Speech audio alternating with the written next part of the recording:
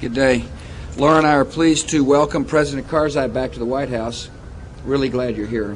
Thank you very much. Thanks for the good visit, and I'm looking forward to having a good lunch with you and your delegation. Well, I'm looking forward to that. President Karzai recently visited Fort Drum and thanked American troops on behalf of the Afghan people for their service and sacrifice. And Mr. President, that was a sign of a true friend. I want to thank you for doing that. Thank you very much. I also appreciate your honor and your courage and your skill in helping to build a new and democratic Afghanistan. You've been instrumental in lifting your country from the ashes of 2 decades of war and oppression.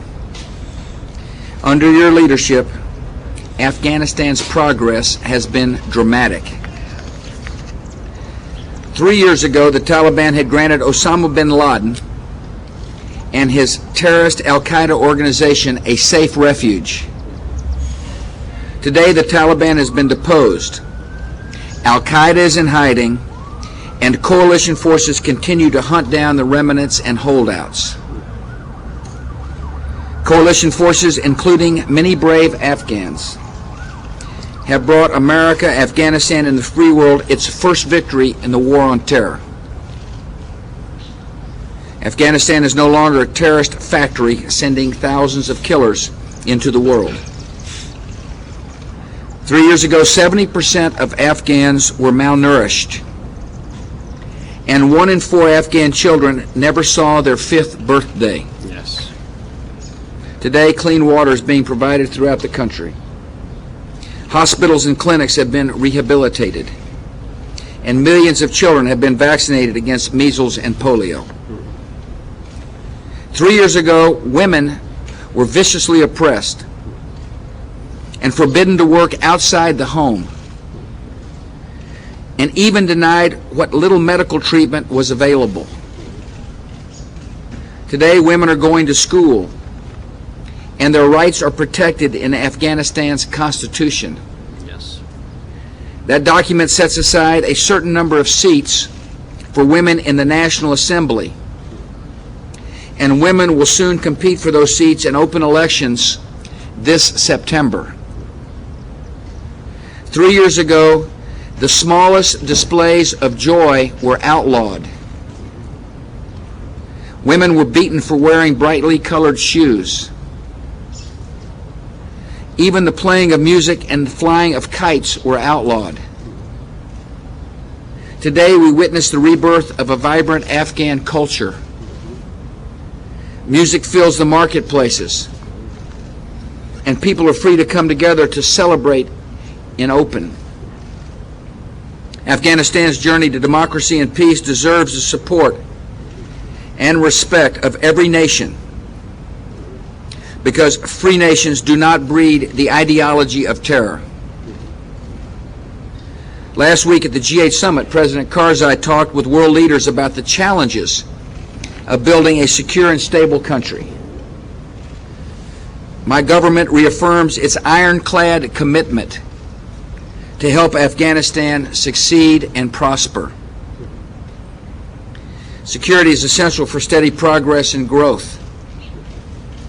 The forces of many nations are working hard with Afghans to find and defeat Taliban remnants and eliminate al-Qaeda terrorists. We're helping to build the new Afghan National Army and to train new Afghan police and border patrol. Together we will maintain the peace, secure Afghanistan's borders, and deny terrorists any foothold in that country. I'm proud to call President Karzai a strong ally in the war on terror.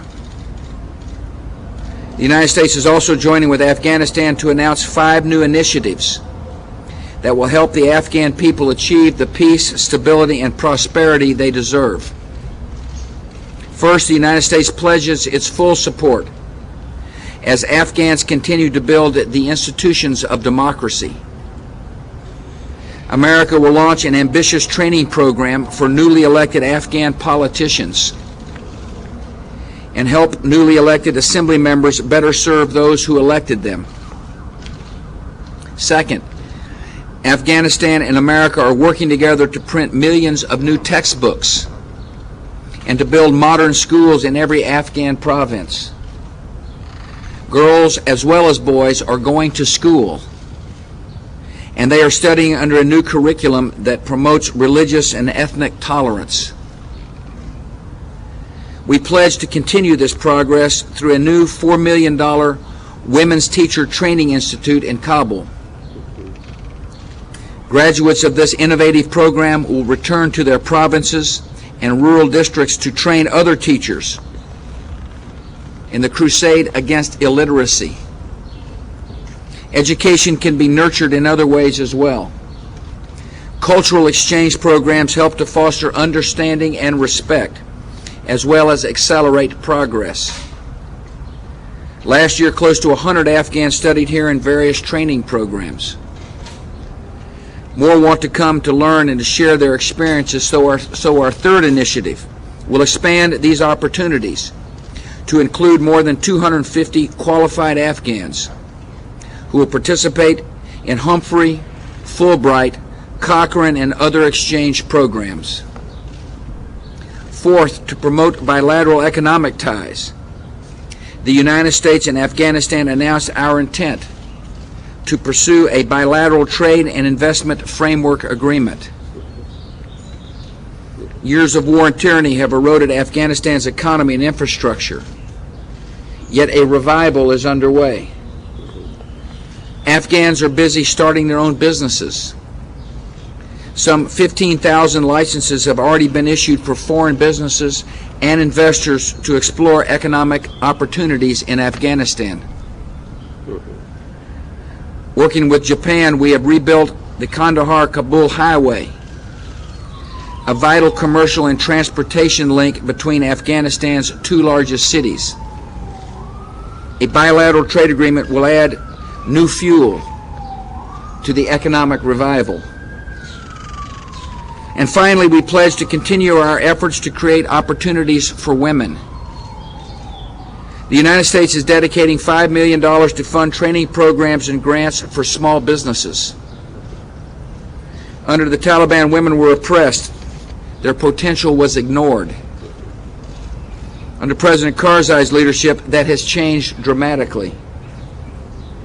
A number of innovative programs designed in collaboration with the Afghan government are increasing the role of women in the private sector. The additional funding we announced today will provide Afghan women with small business grants and training in business management skills. As my wife Laura has said, no society can prosper when half of its population is not allowed to contribute to its progress. The road ahead for Afghanistan is still long and difficult. Yet the Afghan people can know that their country will never be abandoned to terrorists and killers. The world and the United States stands with them as partners in their quest for peace and prosperity and stability and democracy. Welcome, President. Glad you're here. Thank you very much. Thank you. Mr. President, it's a tremendous privilege and honor for us to be invited again by you and the First Lady to the White House. It was a great honor for me today to be speaking to a joint meeting of the U.S. Congress. I will cherish that memory of talking to the representatives of the American people. There, today, I thanked America for the help that it gave us liberate ourselves and rebuild ourselves and prosper. That help has been the source of our growth in the past 2 years. Our economy in the year 2002 grew by 30%. In the year 2003 by 25% or more. In the year 2004, the growth is estimated to be 20%. And we are hoping, as some of the banks have predicted, that the Afghan economy will grow till 2008 by 15%, and beyond that, for another 5 years, by 10%. Thank you very much. This could have not been possible without your help, without America's assistance. We are sending today 5 million children to school. Almost half of those children are girls. Our universities are open. Our universities are coming up in all over the country, in other provinces of the country. We are building a national army, a vital institution for the defense of our country. You want us to stand on our own feet. You want us to defend our own sovereignty and provide security to our people, and you are helping us do that. The National Army of Afghanistan is popular with the Afghan people. Wherever they go, people receive them with welcome. In Faryab province, where they went some months ago, schoolgirls and boys give them flowers. Thank you very much for that. We are also building our police forces. We have a constitution that we have today, which is the most enlightened in that part of the world. And that constitution has been made possible because of the liberation that you helped us gain, and because of the stability that the United States helped us have in Afghanistan. As a result of that, we have a constitution that sets us as an example of an Islamic democratic state. Thank you very much, Mr. President, for that. We are looking forward in this relationship to a stronger relationship, and I'm sure the United States will remain committed to Afghanistan. Afghanistan is in the month of September looking forward to elections, presidential elections, and elections of the parliament, and elections of the provincial assemblies and district assemblies. So far, we have registered 3.8 million voters. And out of the 3.8 million voters, Mr. President, 35.4% are so far women. And as the trend continues, as we move forward to the registration of more voters, the number of women registering will exceed definitely 40%. In central parts of the country, in the central highlands, today I learned that the registration of women has exceeded that of men. They are more than 50%. This could have not been achieved in Afghanistan without your help and that of the international community. Afghanistan has problems too. Among the problems is the question of drugs. The Afghan government is adamant, the Afghan people are adamant to fight this menace, to end it in Afghanistan, and we seek excuse me, your help in that. Thank you very much, Mr. President. It's been nice visiting the United States again. One likes to stay here and not go. It's such a good country. Thank you very much. Get home and get to work, will you? Thank you. Yes. We'll answer some questions in the tradition of democratic societies. Are you ready? I'm ready. I now Hunt. know, Mr. President, what the free press means. We have it in Afghanistan. That's good. Yeah. Hunt. President, Iraq's prime minister says the new government expects to take custody of Saddam Hussein and all other detainees when sovereignty is transferred in about 2 weeks, and your spokesman says that that's under consideration. Will you turn him over by that date, and what factors are you weighing in that decision? And President Karzai, who will try Osama bin Laden and Mullah Omar when they're caught? All right. We're working with the Iraqi government on a couple of issues. One is, the appropriate time for the transfer of Saddam Hussein. And secondly, we're working to make sure there's appropriate security. I mean, one thing, obviously, is that we don't want, and I know the Iraqi interim government doesn't want, is there to be lax security and for Saddam Hussein to somehow not stand trial for the horrendous murders and torture that he inflicted upon the Iraqi people. So we're working with them. Osama and Mullah Omar have committed crimes against the Afghan people, against the people in the United States, and against the international community. They are international criminals. They are wanted by the international community. They are wanted by the world conscience. They have to be arrested and tried. And when they are arrested, we will consult the international community and find appropriate mechanism for their trial. Karen. Mr. President, you've referred to Muqtada al-Sadr as a thug, and your administration has promised to bring him to justice. Is it appropriate for the new interim Iraqi government to now welcome him into the political fold? The interim Iraqi government will deal with al-Sadr in the way they see fit. They're sovereign. When we say we transfer full sovereignty, we mean we transfer full sovereignty, and they will deal with him appropriately. Let's see here. You want to run the table, or you want to go eat lunch? Go ahead. No, you Run the table, okay. Holly? Hold on a second, I'll get you in a minute, please. Little patience in front of the President here. Holly? Mr. President, there are signs that inflation may be on the horizon in the U.S. economy. How concerned are you about this? What are you doing? I mean, do you think this might slow down the recovery that you've been so happy about? And also, if I can ask you a follow-up on the security about Saddam Hussein, what guarantee? How many questions? One question, please. We're going to Okay. stand out here in 100-degree temperature. Let's just have one question. Okay. You can pass your question on to some other person, and I might call on them. I'm not so sure I'm going to be so international this press conference. The first question was about, am I concerned about economic vitality? I'm pleased with what? No, I thought you said, am I worried that inflation is going to... What I'm pleased about is the fact that our economy is strong and is getting stronger. All indications is that the economic stimulus plan we put in place is working. There's strong growth. There are new jobs being added. Consumer spending is up. After-tax disposable income is high. In other words, the ingredients for continued economic growth are present, and I'm very pleased. I'm particularly pleased because it means that workers are able to do their duties to their families.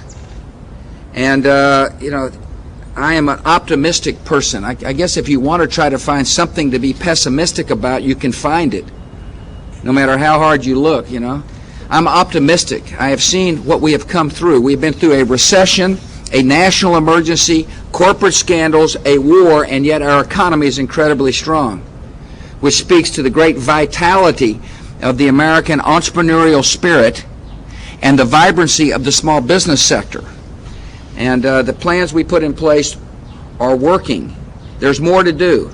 We need an energy plan out of the United States Congress if we expect our economy to grow in the long term. We need tort reform. We need to make sure that we deal with the cost of health care in a rational way by not empowering the federal government, I might add, but by empowering consumers. And I've laid out such a plan to do so. I mean, there's other things we need to do. We need to make sure that we don't become economic isolationists. No, I'm optimistic about the future. Roberts, I take it you had a question to ask. If I could just pick up on that, sir, about pessimism.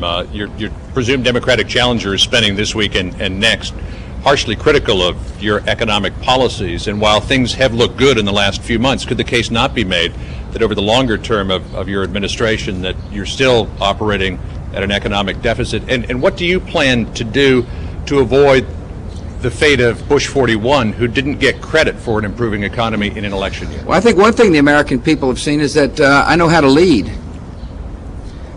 When I first came to office, the economy was headed into a recession, and we acted. We acted in a way that called upon the true strength of the American people, and that is we encouraged the entrepreneurial spirit to flourish by letting people keep more of their own money. In other words, some might have said, well, let's strengthen the federal government. I made the decision to strengthen the pocketbooks of the people. And they had more money to spend, and our policy is working. And not only that, we stimulated growth in the small business sector. See, I recognize most new jobs are created by small business owners. And a significant part of the economic stimulus plan was aimed at small businesses so that they would have confidence to expand and grow, and they have.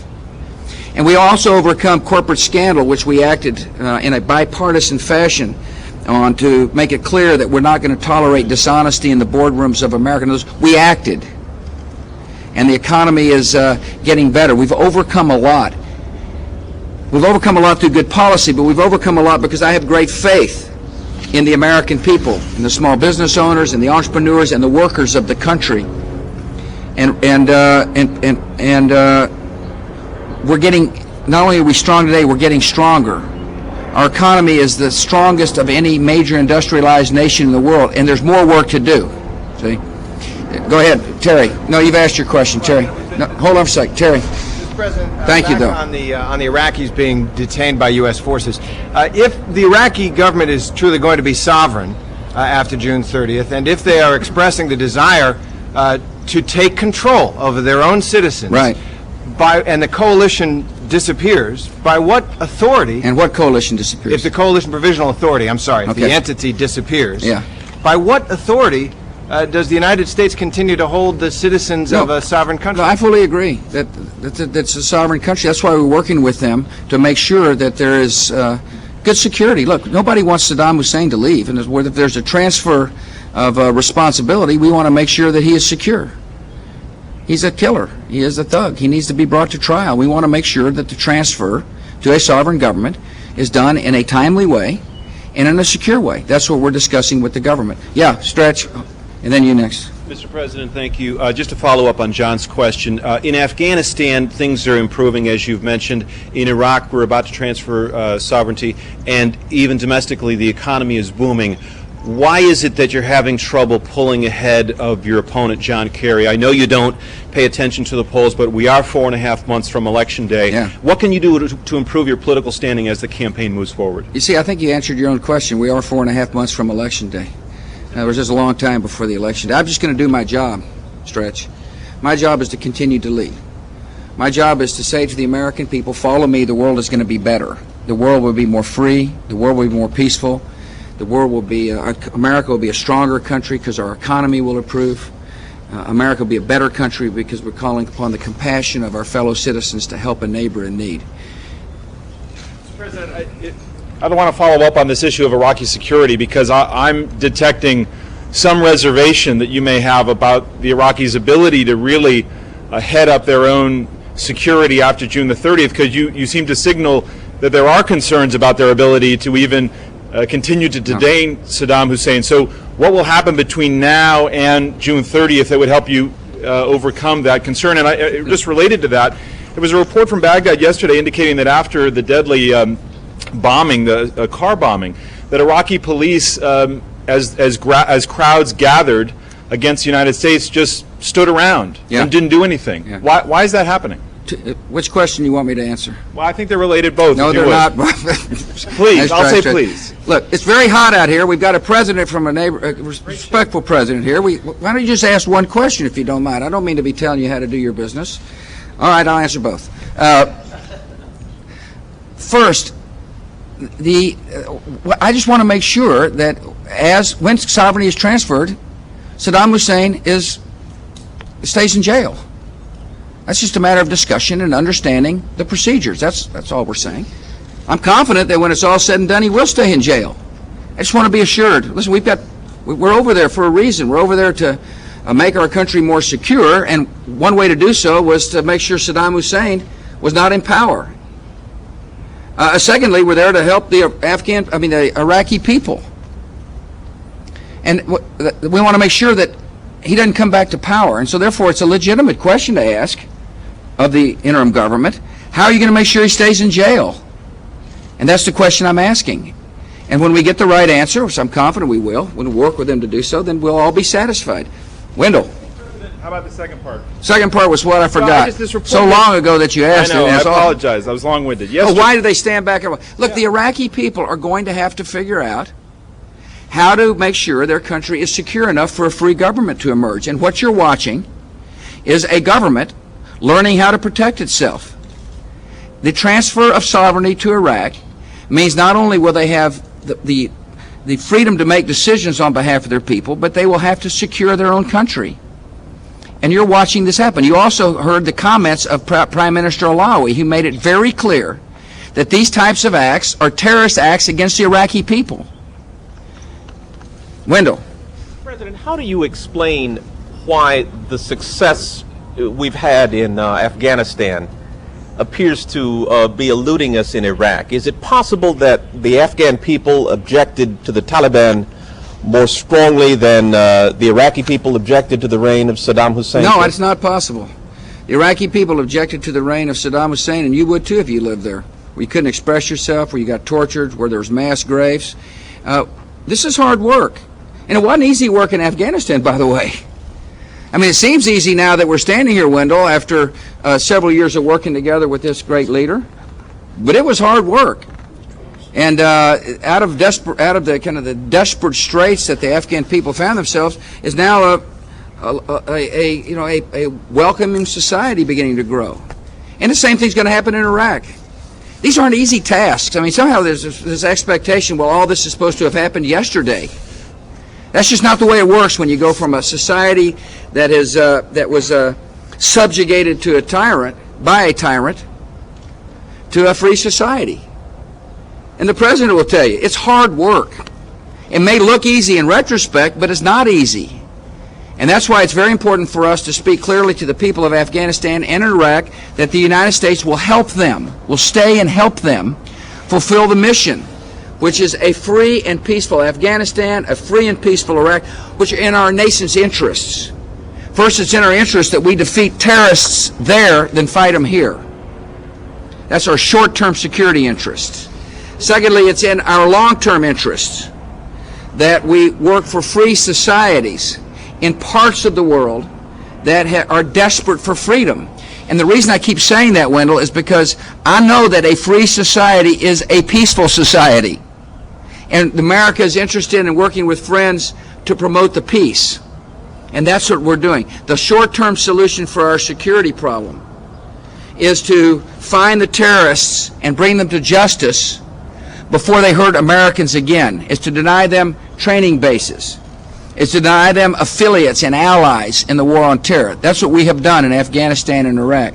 The long-term solution is to promote free societies that are able to defeat the forces of pessimism, darkness, intolerance, and hatred. Okay, a couple of more questions. Yeah, let me work my way through the TV readers. On another issue, have you Which one, you or Sanger? Okay. Another issue, have you been called to answer questions regarding the CIA leak, and have you retained the attorney? You need to talk to the counsel over there. Yeah, Elizabeth. About Ron Reagan's remarks at the former president's funeral. I didn't hear them. He said that politicians should not wear religious faith on their sleeve, and a lot of Republicans interpreted those remarks as being critical of you and your position on STEM, so I'd like to ask you about that. Yeah. Whether or not a politician should wear their... I've always said I think it's very important for someone not to try to take the speck out of somebody else's eye when they may have a log in their own. In other words, I'm very mindful about saying, oh, vote for me, I'm more religious than my neighbor. And I think it's important for people of religion to serve. I think it is very important for people who are serving to make sure there's a separation of church and state. Yeah. Raised about the legal status of U.S. military contractors in Iraq. Your administration is asking for them to be granted immunity by the incoming Iraqi government. If they aren't going to operate under Iraqi law, will they operate under U.S. civilian law or under what legal jurisdiction? Yeah, I need to make sure I stay in touch with the lawyers on this subject. They are the ones who are raising the issue. We'll continue to work the issue. Yeah, right. Mike. Yeah, I'm getting distracted over here. There seems to be some noise. The Vice President, who I see standing over there, said yesterday that Saddam Hussein has long established ties to al-Qaeda. As you know, this is disputed within the U.S. intelligence community. Mr. President, would you add any qualifiers to that flat statement, and what do you think is the best evidence of it? Zarqawi. Zarqawi is the best evidence of connection to al-Qaeda affiliates and al-Qaeda. He's the person who's still killing. He's the person that had, remember the email exchange between al-Qaeda leadership and he himself about how to disrupt the progress toward freedom. Saddam Hussein also had ties to terrorist organizations as well. Notice, he was affiliated with terrorism, Abu Nadal, the paying of families of suiciders to go kill innocent people. I mean, he was no doubt a destabilizing force. And we did the absolute right thing in removing him from power. And the world is better off with him not in power. I look forward to the debate for people saying, oh gosh, the world would be better off if Saddam Hussein were still in power. I think we'd have trouble finding takers, particularly those in Iraq as well. And they're now living in a free society. And I repeat, it's hard work to go from Saddam Hussein to a free society. But we'll get there. And we'll get there because people want to be free. That's why we'll get there. People long to live in freedom. And the United States, and I will continue to make it clear, that we will not abandon those who are building free societies, whether it be in Afghanistan or whether it be in Iraq. Rich.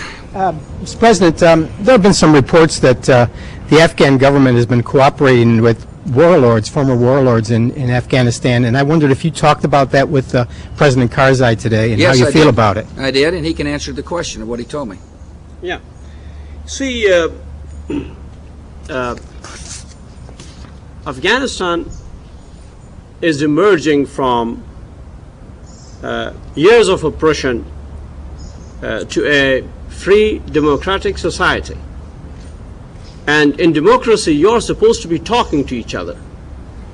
You're supposed to be preparing the country for a better future by negotiating and by understanding each other.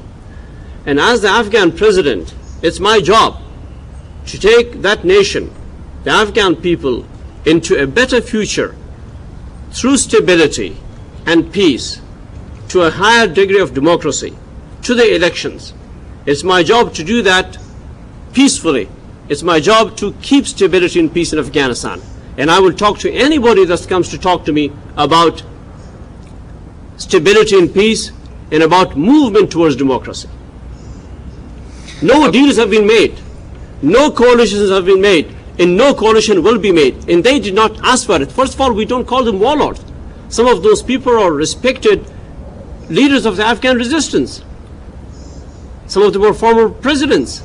And we respect them in Afghanistan. Yes, there are bad people in the country as well, with whom we are not making a deal, with whom we are not talking. This country is moving forward. It's a society now emerging with a strong civil society sense and institutions, and that's what we are doing there. Mr. President, thank you very much. Thank you very much. Lunch awaits us. Lunch awaits us indeed. Thank you. Thanks a lot. Got it? Thank you. Thank you very much.